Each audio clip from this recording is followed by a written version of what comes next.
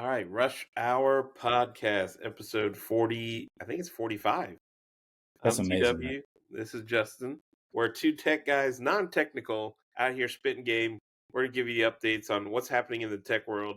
This week we got Microsoft layoffs. What's the latest with Apple? Well, got to keep up with Apple. Where are they in this AI space? And then we ran some more BART ads. We want to give you an update, get your opinion on how the ad looks, how it's performing. We'll do regular updates on that. We're gonna have a special guest for you later on that. But let's kick it off. More layoffs. I know doom and gloom all the time, but what's the deal? Microsoft laying off, Justin? Yeah, so we're actually filming on the day that this occurred, but Microsoft just laid off 9,000 employees, which is about 4% of its workforce, just to kind of kick off this new fiscal quarter. And this follows a reduction of 6,000 earlier in May and June. So total for 2025, Microsoft's cuts have exceeded 15,000, which is about 5,000 more than last year's cuts of 10,000. This isn't just one division. This is across all the divisions, sales, marketing. I think gaming got particularly hit. But what Microsoft is doing with kind of the added savings and their focus is on the infrastructure layers. Microsoft is going to spend $80 billion on infra in fiscal year 2025, which is up from $25 billion in 2024. Pretty substantial. And these cuts are aimed at kind of flattening org structures and increasing agility. And so this has been a trend that we've talked about for a long time. And it seems like we're always talking about this, but I think it's because it's not slowing down and it's a kind of core part of what's going on in the Silicon Valley ecosystem where these large corporations, particularly the Mag 7s, are trying to become as efficient as possible. Not only, I don't think it's just kind of cutting head count for AI replacing per se, but all the infrastructure, all the AI related costs to maintain their margins and maintain the kind of the business success that's going to allow them to do well in the public markets. But you feel for all the people. We have friends who are likely impacted. I worked at Microsoft back in the days of my first job at undergrad. Really love the company, but this is kind of just what's going on now. So any initial reaction, UTW? Again, this is kind of breaking news from today, following along the trend. But what are your initial reactions to that? It makes sense. Like, I hate to say it, but we're gonna see more and more of this. Everyone knows it's coming. It's just a matter of when and how they do it. So Microsoft laying off another round, I imagine it won't be the last, but it can't be easy. This is gotta be a scary time to get laid off because you just hear AI taking away jobs, and they are also increasing jobs, but just probably not from the same batch of employees. I don't know what all the people are thinking in terms of what to do after getting laid off, but I imagine it's going to be a rough experience. Then it's just a matter of finding a startup and getting scrappy, and like we've talked about here, short tactically, like getting on your AI tools and understanding how can you make an impact on a smaller company and maybe start applying there, because maybe big companies is not the move anymore. What are your thoughts? Yeah, I mean, I think that's the key question here, right? Does the old model of going to these large corporations, that being kind of the bastion of safety, where you're going to have long tenure and do well and be able to provide for your family and just like not that you're kind of sitting on your hands, but that it's not the same pace and speed as like a startup. I think that time is kind of done with AI. I think that these companies are expecting more from not only their ICs but also from managers. I think that a lot of these companies actually talk about cutting that kind of mid senior managerial class so that those people have larger teams and try to create some efficiencies there. So I think this is kind of the trend into the future. But if there's any positive, right, because I don't think we just want to be doom and gloom about all this. And I don't think it's all doom and gloom. I don't think there's a better time to be a builder, to be working on a startup with an influx of tremendous talent. These aren't folks who got an axe because they're not doing work. It's because of just the dynamics of the overall ecosystem have changed. And I think that the result for founders or early stage folks looking to try to build, you can recruit seasoned folks at a lower cost. You can actually have access to them. You can start building relationships with this kind of ex-Microsoft talent to pressure test ideas for advisory roles, et cetera. So a lot of this talent is flooding into the ecosystem, and it's basically saying, okay, well, how can I best leverage this to, get my product to the next phase, get my ideas to the next phase. And I think that it can be a positive resetting within the ecosystem as well if you're inclined towards action. I think that's important. Yeah, it's also interesting and because Microsoft was obviously early on AI with ChatGPT and OpenAI, right? They're an early investor. They have an early look into all of this. I think it's pretty interesting that they continue to be first in these layoff rounds, as they have a view into what's coming a lot of the times. And I know that's not what everyone wants to hear, but that is an interesting factor in this. But yeah, you're right. Everyone can now reach out to these employees who probably have incredible experience and skills, and they can come out and make a huge impact on so many companies that are trying to make it today. Yeah. One of the things that I guess we talked about somewhat, maybe in earlier episodes, not as much recently, but it's about with these layoffs and with all the things that are happening within the ecosystem, the rise of contractor, fractional roles, et cetera. People who've been, I'm sure we're going to get stories on LinkedIn and other places. People who've been at Microsoft 5 years, 10 years, et cetera. They just laid off trying to figure things out. Obviously, they have a wealth of knowledge and they kind of go back into the marketplace, and you have different choices, right? You could try to join another large tech company. You could try to join a startup. You could go out and venture on your own. And on that latter piece, what do you think about that relative to people kind of resetting their expectations of what it means to kind of work within this ecosystem now? Do you think that kind of a full-time thing is the right approach? Is there a way to kind of start off doing consulting stuff? I obviously have some opinions on that, but kind of curious what your vantage point is. Yeah, I mean, I think it really depends on where you are and what you're comfortable with, right? Like some people aren't built for being a solopreneur or a consultant that has to go and essentially put on a hat of salesman and accounting and do all of the things. So maybe for them, it's like, hey, I'm going to find a smaller org, a smaller company, maybe a partner that is interested in those and team up to make something happen. I think there are a lot of options right now, but I think you're right. It's about finding what fits, and the size of company, and like you probably need to take some time and think about, hey, what do I want to do here for the next 5 years? How do I want to approach this? How do I want to build it out? Because I only say five because who knows how much changes in 5 years. Yeah. I don't want to. You don't want to plan a 10-year, 15-year plan at this point because it's so hard to That's determine super far. Yeah. what is Yeah. coming. Exactly. Yeah, it seems like you need to think 1 year, 2 year, 5 year as a max of here's what I want to do. Here's what's going to help me in my career and my family. Yeah, I think it all depends on where you are. If you're later in your career versus now, those are very, very different scenarios on how you should do it. And we'll talk about, we were planning on doing something later for those that are thinking, hey, I'm at the end of my career. How do I invest in AI so that, when it does take over my job, I have a nest egg where it's working for me? Well, we could talk about that in a future episode. So like and subscribe if you're interested in that. Leave a comment on thoughts on that.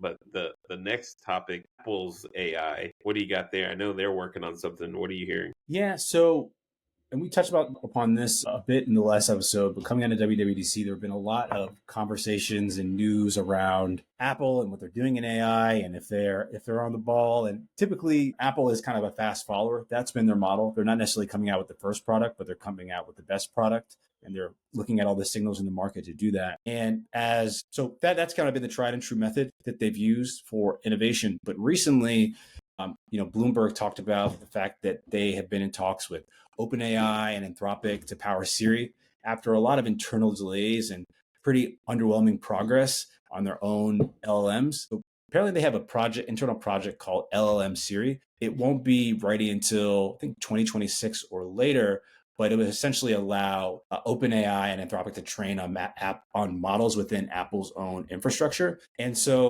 this is I think the key question here is, can Apple's model, how they've typically operated, can that work in this current context where seemingly every 2 weeks there's a new update, or even new devices, not necessarily that they've all worked out, but new devices, new opportunities to kind of reinvigorate the imagination of people within consumer tech. It leads myself, a lot of people would look at my LinkedIn content and say, oh, that guy, is he actually really into Apple? I love Apple. I love Apple's products. I think what I'm looking for is for them to make some, big moves in terms of where they're currently sitting down in the space and not be laying back. I think that if they sit back, it could be a story like a HP, Cisco, IBM, and I frankly don't want that to happen. So I think there, in my view, I think there are kind of three primary ways forward for the business. One is to partner, basically do what they're continuing to do now, at least what these articles are suggesting, which is partner with some of the LLMs and incorporate that into some of their core infrastructure. Second, they could acquire at Anthropic or Perplexity to bring those learning, bring that product into Apple's ecosystem to kind of supercharge their efforts there and get them closer. Or they can do this last piece, which has also gotten a lot of traction, which is these crazy talent sprees that are going on right now. It's basically like MBA level contracts for these head scientists and researchers, which is fascinating. But basically, take the Zuck strategy and say, hey, we're just going to acquire a top talent and we're going to build out a new team and move forward. So that's kind of how I'm seeing the space. But curious how you're evaluating what they're doing. If you should do something different. I mean, at the heart of Apple, it's always been incredible design for hardware and products, and I just haven't seen it. Apple Vision was their biggest one, and that hasn't really done it. So I'm just curious: do they have the power to do that? Do they have the talent and the ability to innovate like they have in the past? And Cook has done an amazing job scaling the business, but he hasn't really innovated a new product. And it's a different skill. It's a different mindset. I know Steve Jobs was diabolical when it came to that. So I'm not sure. I'm not convinced. I feel like you're right. They're on a path to becoming an IBM, and they've got this incredible ecosystem now. But you can see the wheels are starting to wobble a little bit with new form factors and new tools coming out. Using your phone is incredible. But if some new form factor comes out, they're going to be left behind, and I'm curious to see how they respond to this. Yeah. So if you had, so I'm gonna push you a bit on that. If you had one bet for them to make, and we'll kind of go through the three options I talked about before, and then I'll do mine as well. One, partner. So basically, partner with some of these LLMs and figure out some way to kind of leverage them within their ecosystem. Two, acquire these one of these LLMs or kind of a key player in the ecosystem, or go into talent spree, just be picking individual folks out to build maybe a new AI focused team. What would you, if you had the keys, what would you do? My gut says I'll take option A, which is partner with a Chat GPT. They're already partnering with their long term friend and designer. So we'll see. That's my guess. They already kind of did it with Chat GPT and saying, hey, they're going to partner with them for AI. So I feel like that's the move that they're going to make. Instead of reinventing the wheel, they're going to partner with them, and whatever product they come up with, I feel like it's going to be very integrated into the Apple ecosystem, in which case will give them new legs, right? So that's my guess, but we'll see. Yeah. What are your thoughts? I would love to see an acquisition. I think they have to make a big move. So I Interesting. think acquiring, an Anthropic, which depending on the use cases is superior to ChatGPT in some ways. But I think that they need a real influx of like an entire org of talent and new and way of thinking around this, because I think they've been doing the partnering, and I think that's been too laggard right now. And I think the talent spree, I don't necessarily know Tim Cook's kind of sales ability. I feel like a guy like Zuck can kind of go at that founder level and connect with folks and really motivate them. So I don't know if he would be as successful doing that. So that being said, I think an acquisition, especially with all that huge cash pile that they have, like they're just sitting on so much cash that they could do something like that. And I really do feel it's as existential. I'm concerned that a new form factor, it may not happen right away, right? But a new form factor comes, these new multimodal platforms, and you see that all the traction that OpenAI has been able to drive in a relatively short period of time, where they're, the seventh, eighth most traffic site after only 2 years.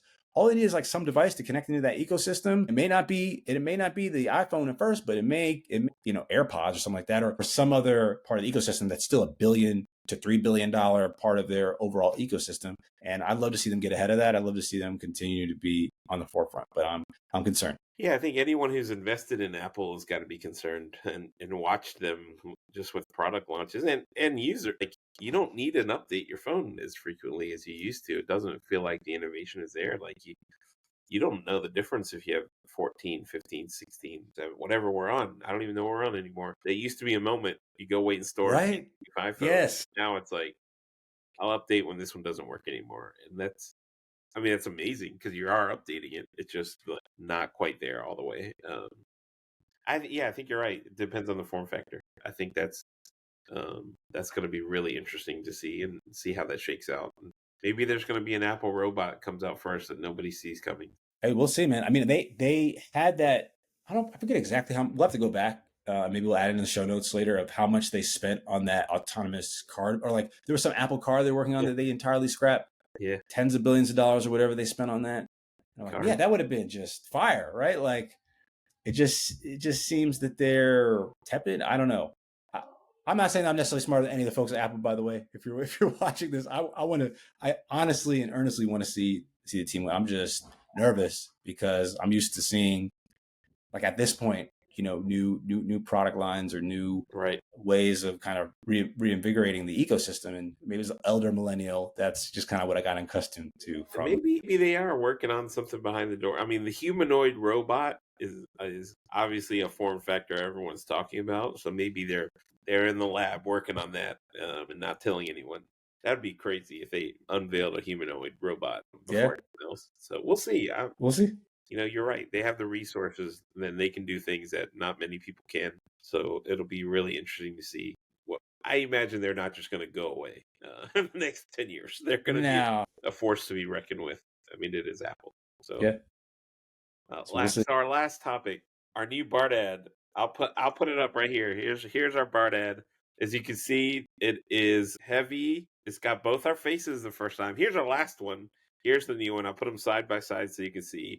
We've incorporated our face. I had AI make me surprised looking because I couldn't figure out how to do it with my slanted eyes. So we went with AI to make me surprised, and Justin did one. And then the focus is really on like scan the QR code to understand how these BART ads work, and then we sort of cross promote you into our podcast. And we talked with the BART team, and they really like the concept, like putting us in it, getting people to scan, getting people interested. And it really was our first kind of partnership deal because BART Upfront Media reached out and said, "We'll double your ads. We'll do a promo. They're going to join our podcast and talk about it." But I thought, Yeah, I'm excited about that.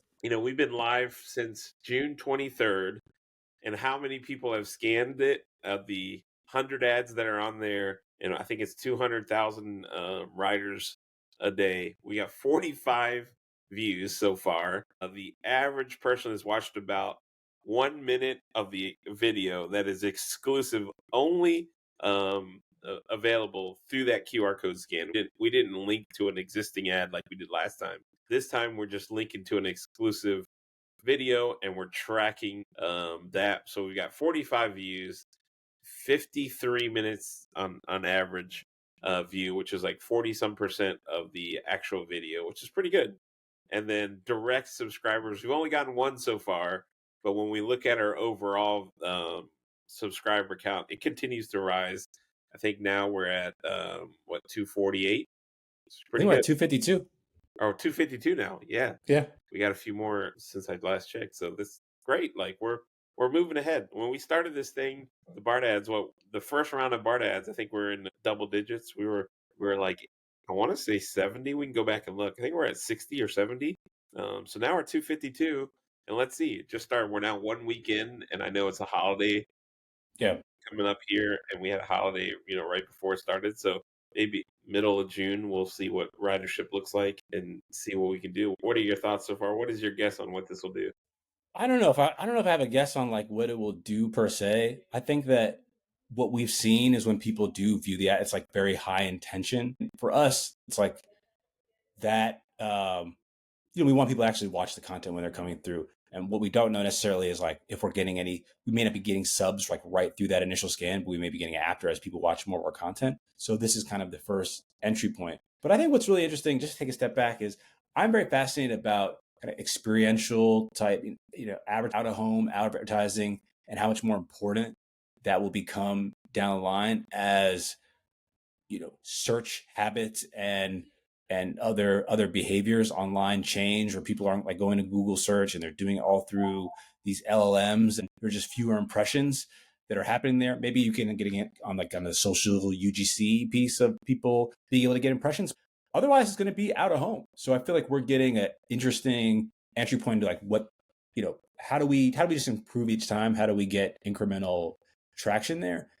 We'll continue doing these tests and trying to get better. So for me, it's more kind of like a thought experiment around what uh, what this drives, and how do we improve over time. But I don't necessarily know, like, hey, we're going to hit this number or not. I kind of care less about that. It's more Yeah. about what it signifies for kind of like a longer term strategy. Yeah, conceptually, when I look at ads a lot, I'm always, and maybe that's just my brain, but I'm always like, I wonder how these ads actually perform. So, like, putting it onto a board and then sharing it all out is going to be cool. I think it'll be neat when someone says, I wonder how that BART ad actually did. Well, now you can scan and we'll update you on this regularly. So, like and subscribe if you want to figure out, hey, our BART ads for you. If you want to partner with us, maybe it makes more sense to do a partnership on an ad, and we're down to do that as well. If there's some business or marketing team out there that's like, hey, this may not make sense for us standalone, but we'll do one with you, similar to what BART is doing. They're going to join, and Upfront is going to join our podcast, and we're going to talk about what they're seeing in the market. And I think that's a great way to like dip your toes into this sort of like out of home market and see what it does for you, because I think it's Totally. cool. It's neat. Yeah, and one thing I'll also add is, when you think about the customer journey, and we're both kind of come from like more of a growth marketing background, a lot of direct response. And I think the direct response piece is important too, in terms of like swipe ups. But we have other content that we're creating, particularly through our LinkedIn presence, and our Rush Hour podcast. LinkedIn is growing, in terms of our followers on there. And I get about, 100 to 200,000 views a week on some weeks on the LinkedIn content. So other people are seeing it through there. So I think I see this as kind of part of an overall customer journey and discovery process. And so I think it's great to look at the swipe ups, but I also think about, hey, if we're getting all these impressions at, a very, very fair rate, top of funnel in particular, like it's great. I think it's really, really great value to like do the testing and then also see just how it performs as part of overall mix. So super, super excited Yeah. to continue to talk about that. Yeah, it's exciting. Well, obviously, we'll update. We'll try to do at least once a week update on how the BART ads are doing, and then we'll do a standalone video as the ad runs out. And we'll give you all the info you need. So like and subscribe. And if you're curious about advertising in the Bay on the BART ad, let us know what you think. Otherwise, man, have a good week, and we will talk soon. All right, Justin. Sounds good, man. Enjoy the 4th. Later.